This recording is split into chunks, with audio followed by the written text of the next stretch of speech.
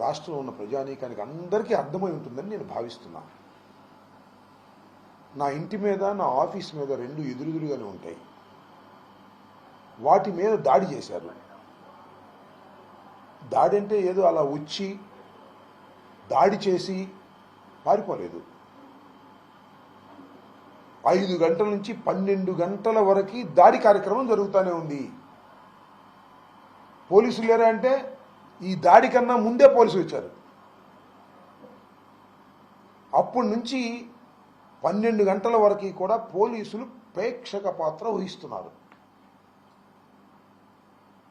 ఆ తర్వాత జగన్మోహన్ రెడ్డి గారు నాకు ఫోన్ చేసి అధైర్యపడవద్దని చెప్పి మళ్ళా మా లీడర్స్ అందరికీ ఫోన్లు చేసి పోలీసులు వెళ్ళి కలుసుకోండి ఇమీడియట్గా అని చెప్తే లోకల్గా ఉన్న లీడర్స్ అంటే మా జిల్లాలో ఉన్న లీడర్స్ అందరికీ ఫోన్లు చేశారు.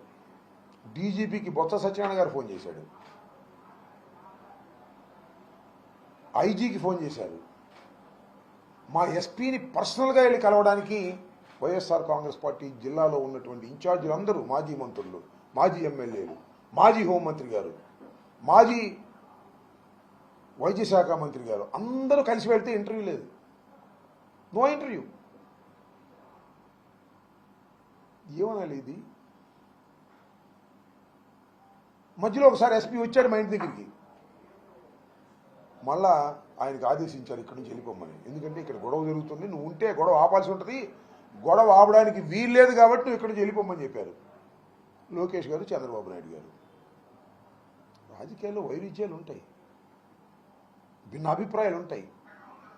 అక్కడక్కడ కొన్ని దాడులు కూడా జరిగాయి, పూర్వం జరిగాయి, తర్వాత జరిగాయి. ఏమిటి విచిత్రమైన విషయం? లా అండ్ ఆర్డర్ ఉందా? పోలీసులు ఏ విధంగా ఉపయోగిస్తున్నాడు చంద్రబాబు నాయుడు గారు, లోకేష్ గారు? దీనికి సభ్య సమాజం స్పందించదా, అడగదా, మాట్లాడదా అనేది నా ప్రశ్న. దీన్ని ఆలోచించమని